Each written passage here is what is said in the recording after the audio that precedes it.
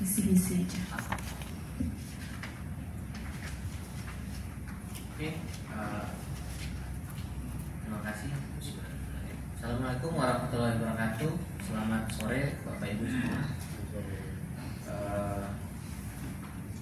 Pada sore ini kita akan memaparkan tentang visi dan misi dari PT Soraya Berjaya Indonesia Tbk. Visi kami adalah menjadi perusahaan pelengkap kamar tidur yang unggul dengan selalu mengutamakan kenyamanan agar terciptanya tidur yang lebih berkualitas. Dengan menurutkan misinya, yang pertama menghasilkan berbagai macam produk pelengkap kamar tidur dan berinovasi secara berkelanjutan agar memberikan pengalaman positif bagi para pengguna. Yang kedua, mengoptimalisasikan sumber daya manusia yang unggul, penggunaan teknologi terbaik, serta membangun hubungan yang saling menguntungkan dan saling mendukung satu dengan yang lain. Yang ketiga, mengutamakan kepuasan pelanggan serta menjalin hubungan yang profesional dan harmonis pada seluruh pelanggan.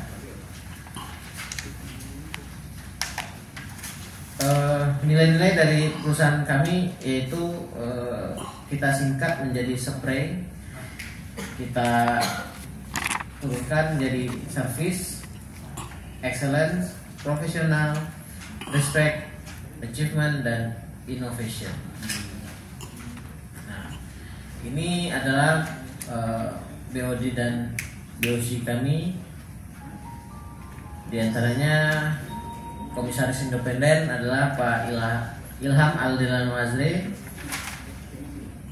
Komisaris Utama Ibu Mafetra, Presiden Direktur Rizet Ramawi, Direktur Sales and Marketing Bapak Ridho Firman Satrio, Direktur Operasional Ibu Dwi Risra Utami, dan Direktur Keuangan Ibu Celia Stuti. Milestone Soraya itu pada tahun 91 bisnis ini dirintis rumahan, menjahit rumahan oleh ibu saya, Ibu Mafetra, di mana pemasaran awalnya dari kantor beliau, lalu alhamdulillah tumbuh dan berkembang menjadi toko, dan pada tahun 2015 kita mendirikan perseroan terbatas. Lalu di 2015 sampai 2019 kita menambah tempat jahit yang berada di Kota Padang. Lalu di 2020 kita bangun pabrik yang pertama di Pekanbaru, dan 2021 pabrik di Kota Padang. Untuk selanjutnya akan dilanjutkan oleh Bapak Ridho Firman Satrio. Terima kasih Pak Rizet. Di sini saya mau menjelaskan produk kami. Yang pertama sekali itu adalah paling utama spray, bed cover, sarung bantal, dan badan bantal. Juga kita memiliki produk matras portable, handuk, dan sarung kursi. Dan merek dagang kita yaitu Soraya Bedsheet, Unoku, dan PT. Dan produk kita itu sudah berstandar SNI dan juga ISO. Nah, untuk kelanjutannya kinerja keuangan akan disampaikan oleh Ibu Celia Stuti.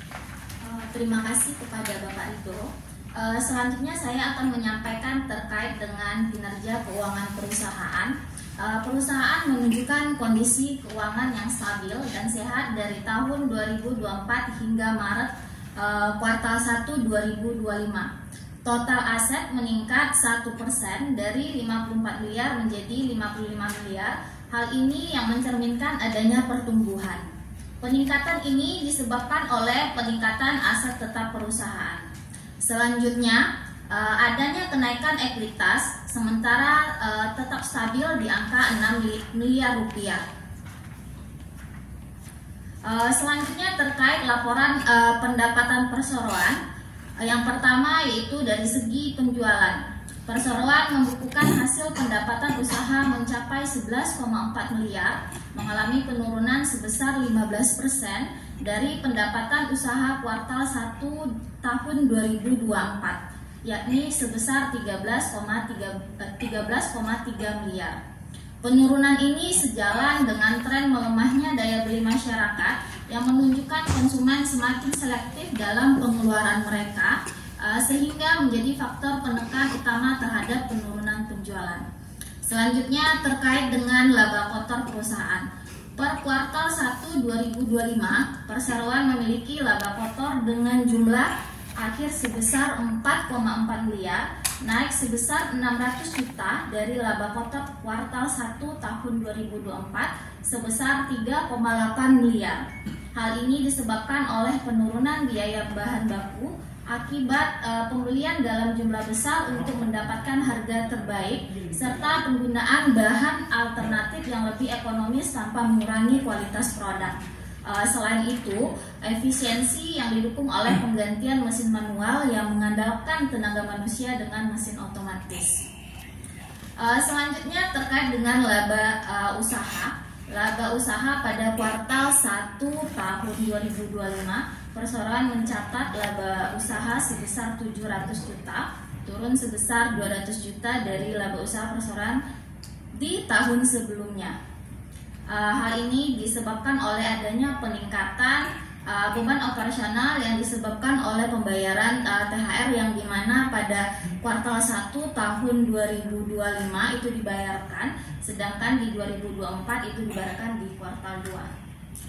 Selanjutnya terkait dengan laba bersih berhasil dibukukan perseroan di kuartal 1 tahun 2025 mencapai 500 juta. Hal ini disebabkan oleh penurunan pendapatan dan peningkatan beban usaha. Selanjutnya dari yang sudah saya sampaikan tadi terkait dengan penurunan GPM, OPM dan NPM dari kuartal 1 tahun 2024, seperti yang sudah disampaikan sebelumnya itu akibat penurunan pendapatan dan peningkatan beban operasional di perusahaan. Selanjutnya terkait dengan ROA. ROA ini menunjukkan efisiensi, seberapa efisien perusahaan menggunakan total asetnya untuk menghasilkan laba bersih. Ini menunjukkan bahwa kemampuan perusahaan dalam menghasilkan laba dari aset mengalami penurunan di kuartal 1 disebabkan memang pada kuartal ini kita ada peningkatan aset dan penurunan laba.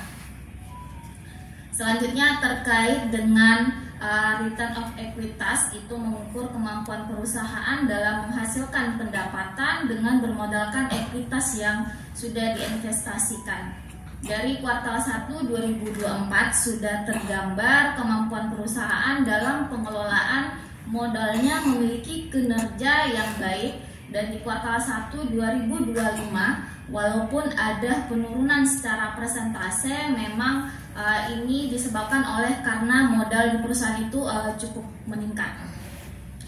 Selanjutnya terkait dengan debt to equity ratio, merupakan rasio keuangan yang membandingkan total hutang perusahaan terhadap total ekuitas yang dimiliki. Rasio ini menggambarkan seberapa besar perusahaan bergantung pada biaya, aset, dan operasional dibandingkan dengan modal sendiri.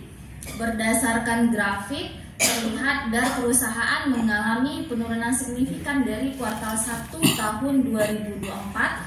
Ini menunjukkan adanya pengelolaan utang yang semakin baik.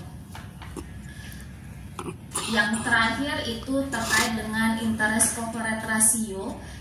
Ini meningkat dari 12,5 menjadi 13. Itu menunjukkan bahwa perusahaan tetap memiliki kemampuan yang sangat baik untuk memenuhi kewajiban bunga. Ini mencerminkan manajemen keuangan yang sangat baik, terutama dalam mengelola hutangnya. Selanjutnya akan dilanjutkan oleh Bapak Azhar. Nah, strategi perusahaan kedepannya adalah yang pertama, perusahaan melakukan peningkatan kapasitas produksi.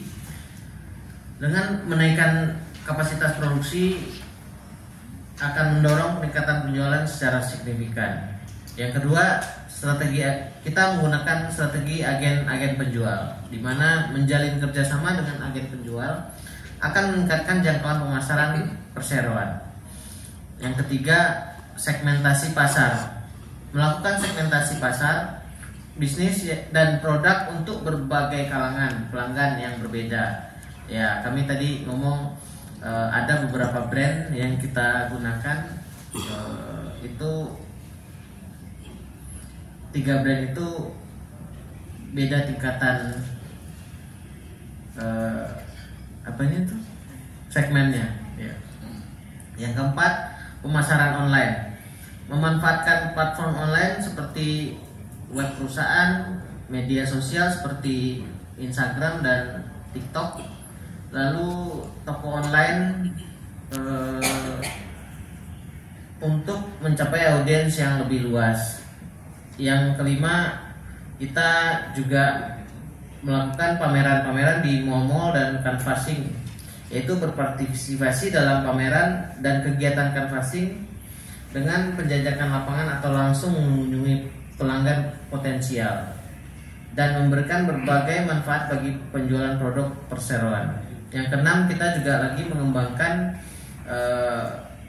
pemasaran B2B dengan menjalin kerjasama dengan institusi seperti rumah sakit, hotel, dan instansi pemerintahan. Oke. Terima kasih. Terima kasih Pak Richard. Oke. Tentang pembagian dividen. Nah, dividen tahun lalu kita untuk tahun ini aja. Tahun 2025 Pak. Tidak ada 2024. Oh ya, tidak ada ya. Tidak ada. Tidak ada pembagian Tidak dividen. ada pembagian dividen. Saya akan menjawab terkait dengan pertanyaan yang kedua, itu berapa capek di tahun 2024 ya Pak? Ya. Dan yang Untuk digunakan 2025. itu apa aja? Untuk capek di tahun 2024 itu senilai 2,6 M, dan kita gunakan untuk pembelian kendaraan operasional, terus inventaris kantor, dan pembelian mesin untuk produksi. Kuartal 1 ya. Iya, Kalau boleh. untuk per kuartal 1 itu senilai 400 jutaan. Untuk capeknya itu kita gunakan untuk pembelian kendaraan dan inventaris kantor aja. Oke. Untuk target labanya berapa? Selanjutnya untuk target laba yang dibidik perusahaan di tahun 2025. Pada tahun 2025 ini perseroan memang menargetkan pertumbuhan pendapatan dan laba bersih yang meningkat di tahun sebelumnya. Perseroan optimis dapat mencatat peningkatan kinerja keuangan seiring dengan strategi yang sudah kita jalankan. Untuk strategi 2025 itu yang pertama sekali ya seperti yang dijelaskan sama Bapak Riza tadi, peningkatan kapasitas produksi yang pastinya dengan peningkatan produksi tim sales dan marketing kita bisa lebih maksimal lagi memasarkan produk-produk yang baru yang tentunya dengan motif yang lebih beragam dan variatif, juga dengan agen penjual kita yang memang akan kita tingkatkan lagi di area promosinya di Pulau Jawa, dan segmentasi pasar juga kita akan mengembangkan di semua kalangan, dan juga di pemasaran online. Sekarang kan kita sudah ada di TikTok Shop dan Shopee. Nah, di sana kita akan lebih menargetkan iklannya lagi dan meningkatkan jadwal live untuk kegiatan pemasaran online, dan juga pameran di mall-mall yang seperti yang baru kita jalankan beberapa hari yang lalu. Itu di Padang ada mall yang terbaru baru launching, dan kita ikut pameran di sana, dan alhamdulillah hasilnya sangat, boleh dibilang sangat memuaskan. Dan yang terakhir kita B2B, kerjasama dengan rumah sakit, hotel, dan instansi pemerintah. Jadi target kita di B2B ini memang yang paling banyak itu sekarang mengajar ke penginapan. Mungkin itu saja untuk strategi 2020. gimana? Untuk CSR. Untuk CSR-nya kita PT Soraya Berjaya Indonesia itu kemarin mengadakan pelatihan dengan berkolaborasi dengan Ibu Gubernur Riau, itu bikin pelatihan menjahit. Sama yang satu lagi itu kita ada CSR-nya di musola setempat. Memberikan sumbangan gitu ya Mbak? Iya. Oke. Terus yang pertanyaan yang keduanya gimana? Untuk B2B tadi, makanya saya jelaskan tadi, saya lebih terfokus itu di hotel yang kalau untuk area memang kita di jangkauan yang dimana kita area pabrik kita ada di Sumatera Barat dan di Kota Padang dan di Pekanbaru, supaya bisa dari budgetnya bisa kita kejar. Dan kenapa kalau untuk rumah sakit memang kita masih terbatas, tapi untuk hotel kita fokuskan untuk semuanya udah bisa masukkan penawaran. Kita B2B-nya juga udah masuk ke penginapan di daerah Jambi. Soraya Berjaya Indonesia Tbk, terima kasih atas kehadirannya. Sampai berjumpa tahun depan. Thank you. Ini ada air, nggak bisa, jangan